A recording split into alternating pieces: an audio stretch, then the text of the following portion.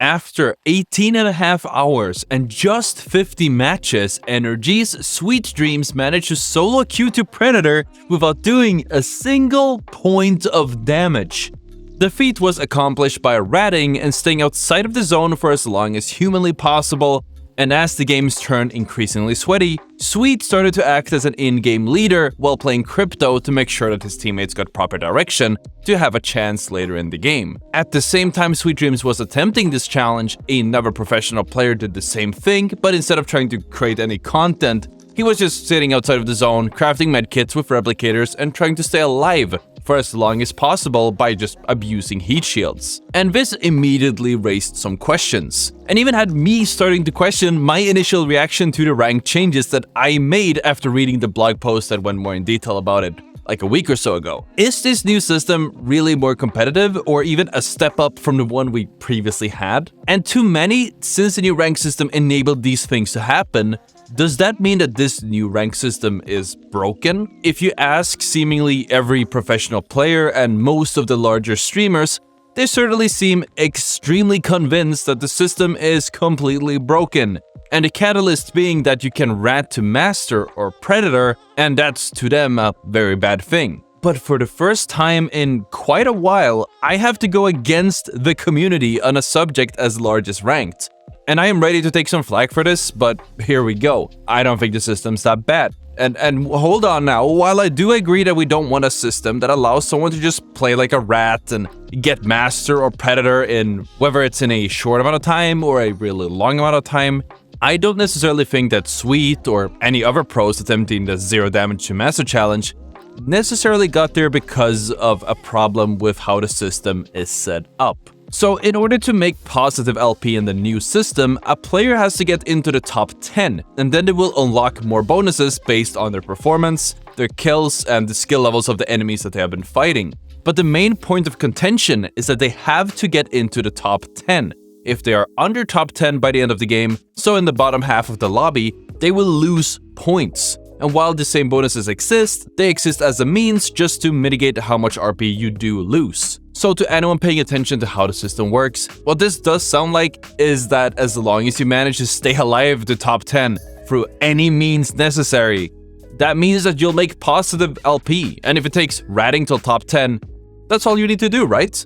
If you need to play positioning and AFK in the zone, that's all that's needed, right? And I mean, yeah, you're not actually wrong here. That is all it takes. But it's not really as simple as that, because if everyone knows top 10 and above is the sweet spot, then it should be really hard to get there just by ratting and instead of making any openings for yourself, because everyone else should be ratting, right?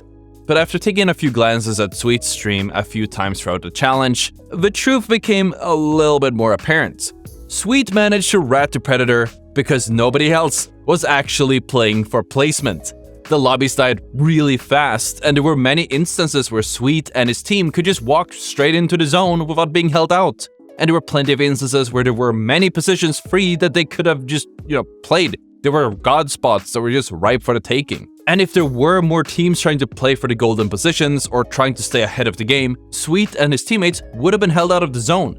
And if they would have tried to rotate deep early, they would have found many teams already posted up and waiting for the end game. But because everyone seems to be stuck in ape mode, Sweet and his teammates didn't end up finding that much difficulty in actually rotating in and doing whatever they want.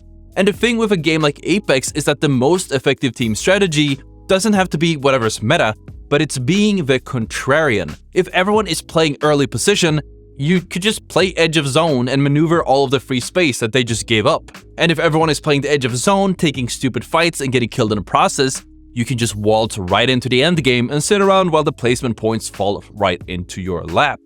And now don't get me wrong, I'm not saying that Respawn hit the bullseye here and that the new system is perfect, and that it fixes every single problem that we're facing with Ranked Apex, and that this has been everything that we've been waiting for, because there clearly are issues, but there are 3 large problems that Respawn faces every time ranked changes are on the horizon. 1, and this is a very big one, Apex players don't know how to play Apex. Let me explain. Apex players generally lack the discipline, impulse control, and the forethought necessary not to jump at the first team they see and take a bad fight. And note how I didn't say casuals or bronze or predator or anything. Apex Legends players, period, don't know how to play the game properly. We see pubs end super fast because nobody takes them seriously, which I guess is expected. We've seen ranked be an absolute crapshoot time and time again, but this applies at the top level as well. Professional players can't take scrims where they're supposed to practice seriously. And we have seen plenty of instances of flat-out inting and doing stupid plays in tournaments as well. And if professional players who get paid to do things professional can't take certain tournaments or scrimmages seriously, how is a normal player expected to play ranked without doing stupid pushes? Not to mention, these casual players probably don't even know better, where the pro teams should know better, but they just don't care. And again, if more than half the lobby dies before the second ring, playing passively will be a valid strategy. But it's worth noting that if everyone played a little bit smarter, those players who try to just rat and play extremely passive would just starve off and die when trying to rotate, as all the spots would be taken and they don't actually have a game plan or a way to fight on their own. In short, the more chaotic a lobby is, the faster a lobby dies, the easier it is for a rat to abuse it and get easy LP. 2. Pros break a golden rule of competitive gaming. This might be a bit biased, but I personally came from a game called Counter-Strike that you guys probably have heard about, and later on Overwatch, and it was considered the absolute sin to play in a pre-made stack with other professional players or playing with your own team. And doing so would completely demolish your credibility in most of the community, because a professional player is miles ahead from a top-rated player in any game. The difference from a Pro League player to your average Apex Predator is huge. I cannot stress that enough. The difference from a Grandmaster or top 500 player in Overwatch and an Overwatch League professional is probably even larger. And a Dota 2 pro can be hundreds, if not thousands of MMR above a normal amateur or I guess high-rated player.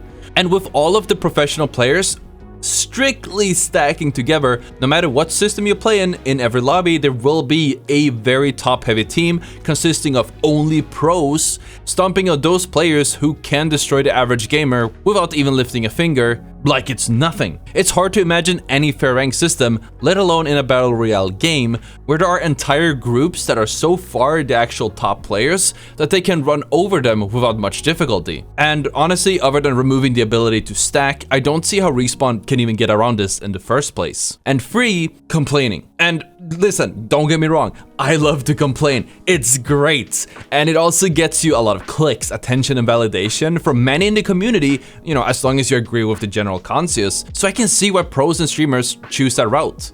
It's convenient, it makes them look good. But the complaining does come at a price.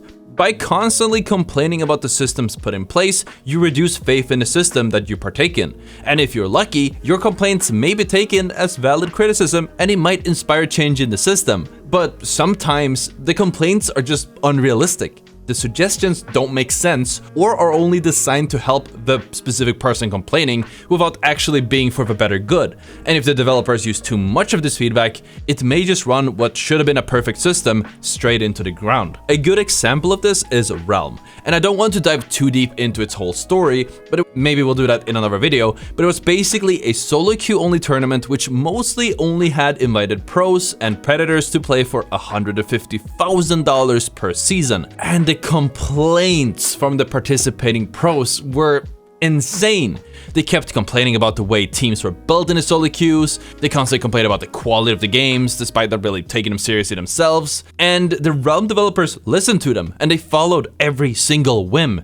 The Realm matchmaking went through several versions throughout its history, each one followed by more complaints than the last, with the player base constantly dwindling by the day. And eventually, the developers had enough and they just shut it down, citing the fact that the lack of top player interest killed it. And those are just 3 things. I do want to add that the flat entry fee especially at such a low value, does feel like it's on the low end, as it does seem to incentivize these high risk, high reward LP pushes, since a lot of people feel like they can risk losing a little bit of LP if they lose the fight, when they know that winning the fight can enable you to win a lot more LP down the road. But I also think that's something that can straighten out once everyone has settled into the right ranks and into the right MMR and playstyle. And yeah, maybe their entry fees do need some tuning. Maybe you need to tune the system overall. But at the time of this video, Ranked hasn't been out for a week, and it will take time for players to get into the ranks they belong in, and seemingly even longer for players to realize that maybe,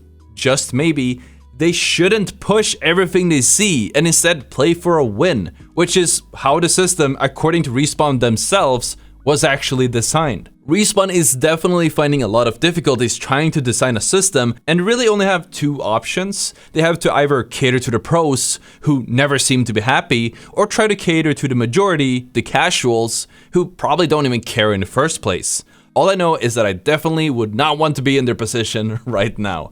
But that's just my take on the situation. I'm curious to hear what you guys think in the comments. And if you want to hear my review of the new Legend Ballistic, of course, check out the video on the screen. Thank you so much for watching, and I'll see you all tomorrow.